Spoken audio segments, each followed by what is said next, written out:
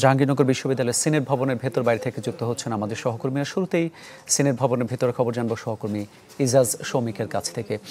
ইজাজ, এই ভোট গণনা করতে গিয়ে একজন শিক্ষক মারা গেলেন। ধারণা করা হচ্ছে সন্ধ্যা নাগাদ তার দাফনও সম্পন্ন হবে, কিন্তু ভোটের ফলাফল আসতে আসলে আর কতক্ষণ লাগবে?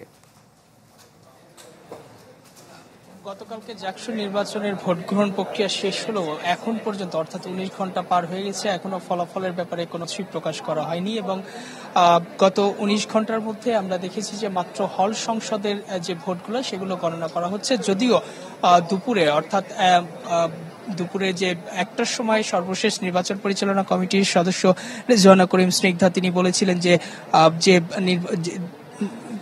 18টা হলের যে গণনা সেটি সম্পন্ন হয়েছে, বাকি 3টি হলের গণনা 2টা থেকে শুরু করে 3টার মধ্যে সম্পন্ন করা হবে। কিন্তু যেহেতু ম্যানুয়াল পদ্ধতিতে গণনা করা হচ্ছে, সুতরাং সেটিও সম্ভব হয়নি। এর মধ্যে যেটি হয়েছে যে গণনার সঙ্গে সংশ্লিষ্ট শিক্ষকদের মধ্যে অনেকে এসে এখানে ক্ষুব্ধ প্রতিক্রিয়া ব্যক্ত করেছেন এবং কেউ কেউ বলছেন যে হল সংসদে যেহেতু এখনো শেষ হয়নি, আরো 3টি হলের বাকি রয়েছে এবং সেই 3টি হলের মধ্যে ভোটার রয়েছে, কোনোটার 989 এবং কোনোটার 947, আরেকটি রয়েছে 745টি ভোট। সুতরাং এই বিপুল পরিমাণ ভোট তাদের দৃষ্টিকোণ থেকে এটি শেষ করতে, ম্যানুয়াল পদ্ধতিতে শেষ করতে অনেক সময় লাগবে। এবং প্রতিবাদ এবং ক্ষুব্ধ প্রতিক্রিয়া ব্যক্ত করার পরে আমরা দেখতে পাচ্ছি বিকেল 3টার পর থেকে পুরো সিনেট ভবনে যেখানে ফলাফল গণনা করা হচ্ছে স্থবিরতা নেমে এসেছে। অধিকাংশ শিক্ষকই এখন আসলে খুব বেশি যে ভোট গণনার সঙ্গে সম্পৃক্ত হয়ে আছেন, অ্যাক্টিভলি কাজ করছেন, সেটি আমরা দেখতে পাচ্ছি না। এবং কিছুক্ষণ আগে বিশ্ববিদ্যালয়ের কয়েকজন শিক্ষক তারা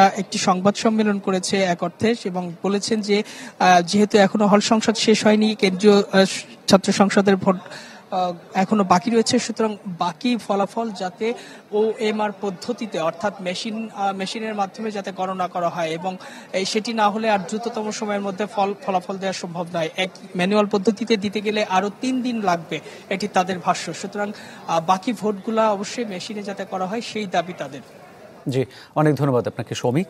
দর্শক, এই মুহূর্তে গণমাধ্যমে ব্রিফ করছে ছাত্র শিবির সমর্থিত প্যানেলের ভিপি প্রার্থী। আমরা সরাসরি চলে যাচ্ছি সেখানে। হওয়া উচিত ছিল, কিন্তু আপনারা জামাতপন্থী কিনা সেটা নিয়ে কনসার্ন জানাচ্ছেন। আমরা কিন্তু বলেছি সেই জায়গা থেকে, কিন্তু পরবর্তীতে দেখতে পেয়েছি সেটি জামাতপন্থী নয়, বরং বিএনপি পন্থী একজন ছিলেন। সেই OMR বাতিল করা প্রশাসন, তার মনে হচ্ছে যেন তার অভিমানী সন্তানের অভিমান ভাঙাতে সেইটি তারা মেনে নিয়েছেন এবং OMR বাতিল করে দিয়েছেন সম্পূর্ণ অমানবিকভাবে এবং অযৌক্তিক সিদ্ধান্ত নিয়ে। তার গ্লানি এখন আমরা টানছি। এখন পর্যন্ত যারা রিটার্নিং অফিসার রয়েছেন, যারা ভোট এখনো গণনা করছেন, তাদের নাভিশ্বাস উঠে গিয়েছে, তারা সব অসুস্থ হয়ে পড়ছেন। ইভেন আমরা দেখতে পাচ্ছি শিক্ষার্থীরা যারা রয়েছেন তারা সব অসুস্থ হয়ে পড়ছেন। এটি কোনোভাবে প্র্যাকটিক্যাল না যে মাত্র হল সংসদ শেষ হয়েছে, এখনো সেন্ট্রাল প্যানেল বাকি রয়েছে, এটি আজকের মধ্যে শেষ করা সম্ভব হবে। আমরা কিছু গুরুতর অভিযোগ আপনাদেরকে করতে চাই। প্রথমত, প্রশাসনের মধ্যে একটি গ্রুপ রয়েছে যারা ঠুনকো অজুহাতে নির্বাচনকে প্রশ্নবিদ্ধ করে নির্বাচনকে স্থগিত করতে চায়। এই ছাত্রদলের এই ঠুনকো অজুহাতে তারা OMR মেশিন যেমন বাদ দিয়েছে এবং আমরা এই অভিযোগগুলো দিয়ে তারা আসলে একই সাথে নির্বাচনকেও বানচাল করতে চাচ্ছে। দ্বিতীয়ত, নির্বাচন বানচালে মূলত ইন্ধন দিচ্ছেন এই বিশ্ববিদ্যালয়ের শিক্ষকদের বিএনপি নেতা নজরুল সাহেব, মাফরুজ সত্তার সাহেব, যারাই মূলত নির্বাচনের এই অব্যবস্থাপনা, সমগ্র অব্যবস্থাপনার জন্য দায়ী ছিলেন। তৃতীয়ত, বিএনপি নেতা নজরুল স্যার, তিনি একটি মেয়েদের একটি হলে প্রবোস্ট হয়েও অন্য হলে ঢুকে তিনি মব সৃষ্টি করেছেন এবং নির্বাচন বন্ধ রাখার জন্য, সাময়িক স্থগিত রাখার জন্য তিনি দায়ী ছিলেন। চতুর্থত, ছাত্রদলকে ব্যবহার করে তিনি ক্যাম্পাসে অস্থিতিশীল পরিবেশ সৃষ্টি করার চেষ্টা করেছেন। তারা বিভিন্ন জায়গায় উস্কে দিয়েছেন, বিভিন্ন জায়গায় দেখা গেছে প্রাক্তন শিক্ষার্থী যারা রয়েছে, প্রাক্তন শিক্ষার্থীরা হলের ভোট কেন্দ্রের বাইরে অবস্থান করছে, অথচ দেখা গেছে তাদের ব্যাপারে কোনো প্রকার ব্যবস্থা গ্রহণ করেনি। সর্বশেষ আজ সকালে নির্বাচনের দায়িত্ব পালন করতে এসেছিলেন যিনি গতকাল দায়িত্ব পালন করেননি, আজকে সকালেই এসেছিলেন দায়িত্ব পালন করতে পোলিং অফিসার হিসেবে। সেই সম্মানিত শিক্ষিকার, মরহুমা শিক্ষিকার মৃত্যুকে কেন্দ্র করে ক্যাম্পাসে অস্থিতিশীল একটি পরিবেশ তৈরি করার চেষ্টা করছেন সেই নজরুল স্যারের গ্রুপ। আমরা স্পষ্ট ভাষায় বলে দিতে চাই, এই ক্যাম্পাস কোনো স্যারের গ্রুপের নয়, এই ক্যাম্পাস কোনো দলের নয়। এই ক্যাম্পাসের শিক্ষার্থীরা দীর্ঘ 33 বছর পর জাকসু নির্বাচন পেয়েছে, তারা তাদের ভোটাধিকার প্রয়োগ করতে চায়। আমরা সমন্বিত শিক্ষার্থী জোটের পক্ষ থেকে শুরু থেকে বলে এসেছি, আমরা একটি ফেয়ার ইলেকশন চাই। আমরা নির্বাচিত হই কিংবা না হই আমাদের কোনো সমস্যা নেই, কিন্তু শিক্ষার্থীরা যেন তাদের প্রতিনিধি বাছাই করে নিতে পারে। কিন্তু আমরা দেখতে পেয়েছি যারা শিক্ষার্থীদের ম্যান্ডেট চায় না, যারা জোরপূর্বক ক্ষমতার বসতে চায়, যারা শিক্ষার্থীদের এই অভিভাবকত্ব দায়িত্বশীলের জায়গা থেকে নিজেদের ক্ষমতার আসীন বলে মনে করে, তারা আসলে সেই জায়গায় বাধা দিচ্ছে। তারা শিক্ষার্থীদের এই গণ অভ্যুত্থানের পর, দীর্ঘ গণ অভ্যুত্থানের রক্তে, শহীদদের রক্তের উপর দাঁড়িয়ে থাকা যেই যেই ম্যান্ডেট, সেই ম্যান্ডেট নিয়ে যেই বর্তমান পরিস্থিতি এসেছে শিক্ষক জাকসু নির্বাচন, সেই নির্বাচনকে তারা বানচাল করার চেষ্টা করছে। আমরা গণমাধ্যমে কথা বলছিলেন ছাত্র শিবির সমর্থিত প্যানেলের জিএস প্রার্থী মাজহারুল ইসলাম। আমরা আবারও সিনেট ভবনে যেতে চাই। সিনেট ভবনের বাইরে থেকে যুক্ত হয়েছেন সহকর্মী সুলতান মাহমুদ আরিফ। সিনেট ভবনের বাইরে শিক্ষার্থী এবং প্রার্থী যারা রয়েছেন তাদের কর্মী সমর্থকদের উপস্থিতি কেমন দেখছেন সেটা একটু বলবেন, আর সার্বিক আইন শৃঙ্খলা পরিস্থিতি বা কেমন সেখানকার?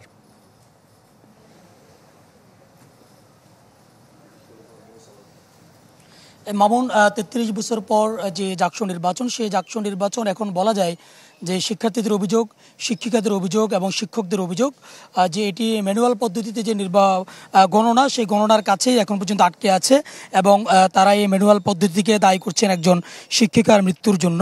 এবং কিছুক্ষণ আগে একজন শিক্ষিকা ব্রিফ করেছেন এবং তিনি ক্ষোভ জানিয়েছেন যে তাদের এই কচ্ছপের গতিতে এগিয়ে যাওয়ার কারণে তারা একজন শিক্ষিকাকে হারিয়েছেন। তারা এই ধরনের অভিযোগও তুলছেন। এবং বাইরের পরিস্থিতি যদি আমি বলি, দেখছেন আমি এখন যে দৃশ্যটি দেখাচ্ছি এটি একেবারেই সিনেট ভবনের সামনে, অর্থাৎ আইনশৃঙ্খলা রক্ষাকারী বাহিনীর সদস্যদের একটি উপস্থিতিও দেখাচ্ছি। রাতভর তারা এখানে নিরবচ্ছিন্নভাবে উপস্থিত ছিলেন, যার কারণে আসলে ক্লান্তির যে রেশ সেটি কিন্তু স্পষ্টভাবে এপিবিএন সদস্য যারা রয়েছেন, পুলিশ সদস্য যারা রয়েছেন এবং আইনশৃঙ্খলা রক্ষাকারী বাহিনীর সদস্য যারা, তাদের ভিতরেও একেবারে স্পষ্ট।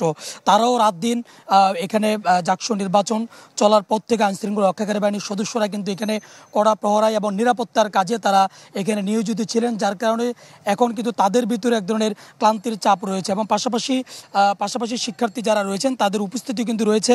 এবং অন্যান্য প্যানেলের কেউ না থাকলেও আমরা শিবির সমর্থিত যে প্যানেলটি, সেই প্যানেলটির বিপি এবং জিএস প্রার্থীকে আমরা কিন্তু এখানে দেখেছি এবং তারাও কিন্তু ম্যানুয়াল পদ্ধতিতে ভোট গ্রহণ করাটাকে তারা ক্ষোভ জানিয়েছেন। এবং এছাড়া সাধারণ শিক্ষার্থী যারা রয়েছেন তারাও ক্ষোভ জানিয়েছেন। সব মিলিয়ে বলা যায় যে এখন যেহেতু 18টি হলের ভোট গণনা শেষ হয়েছে, 19 নম্বর হলের ভোট গণনা চলছে, সব মিলিয়ে বলা যায় এটি আরও কতক্ষণ চলে এবং যতক্ষণ চলে ততক্ষণ পর্যন্ত অপেক্ষার পর নতুন করে এখান থেকে তথ্য দেওয়া যাবে। মামুন, ধন্যবাদ আপনাকে। এই পর্যায়ে বিশ্ববিদ্যালয়ের প্রান্তিক গেট থেকে যুক্ত হয়েছেন আমাদের সহকর্মী অপু ওহাব। অপু, শিক্ষার্থীরা এক ধরনের অভিযোগ করেছে যে বিভিন্ন গেটে কিংবা বিশ্ববিদ্যালয় এলাকায় বহিরাগতদের উপস্থিতি বেড়েছে। এটার কারণটা কি? বিশ্ববিদ্যালয় প্রশাসন কি বলছে কিংবা নির্বাচনী দায়িত্ব পালনকারী প্রশাসনিক কর্মকর্তারা বা কি বলছেন এই বিষয়ে?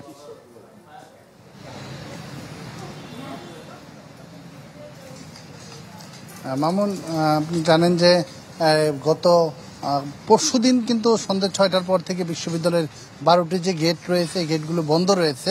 এখন পর্যন্ত বন্ধই থাকার কথা, আইনশৃঙ্খলা বাহিনী কর্ডন করে রেখেছে। তারপরেও যেহেতু 12টি গেট, আপনি জানেন যে বিশ্ববিদ্যালয়ের 12টি গেট রয়েছে, 12টি গেট একদম নিরবিচ্ছিন্নভাবে বন্ধ করে রাখা এটা কিন্তু সম্ভব হয় না, বিভিন্ন ফাঁকফোকর গলিয়ে কিন্তু আসতে পারে। তবে বিশ্ববিদ্যালয়ের প্রশাসন এবং আইনশৃঙ্খলা বাহিনী কঠোর অবস্থানে, তারা কোনো প্রকার অনুপ্রবেশকারীকে ভেতরে থাকতে দিচ্ছে না।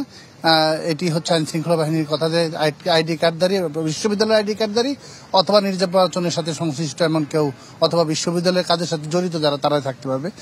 তো আইন শৃঙ্খলা বাহিনীর বক্তব্য হচ্ছে এমন, কিন্তু তারপরেও বহিরাগত থাকতে পারে। আমিও বিশ্ববিদ্যালয়টি একটু ঘুরে দেখে এসেছি কিছুক্ষণ আগেই। তো ওখানে আমার কাছে যেটা মনে হয়েছে যে হ্যাঁ, আগের চেয়ে, গতকালকের চেয়ে বা আগের যে 2 দিনের চেয়ে একটু মানুষ বহিরাগত বলেন বা বিশ্ববিদ্যালয়ের অনুপ্রবেশকারী বলেন একটু বেশি আমার কাছে মনে হয়েছে। তো এই ব্যাপারে আমরা চেষ্টা করব পরবর্তীতে আইন শৃঙ্খলা বাহিনীর সাথে কথা বলার জন্য, যে আসলে কোন পদ্ধতিতে তারা এটাকে নিরাপত্তা নিশ্চিত করছে। এবং যেহেতু ফলাফল গণনায় দেরি হচ্ছে এবং ফলাফল গণনার পরে ফলাফল প্রকাশের পর কি হয়, এজন্য কিন্তু একটু উদ্বেগ, উৎকণ্ঠা বিশ্ববিদ্যালয়ের শিক্ষার্থীদের মধ্যে যেমন রয়েছে, আইন শৃঙ্খলা বাহিনী এবং প্রশাসনেরও কিন্তু রয়েছে। মামুন, ধন্যবাদ আপনাকে।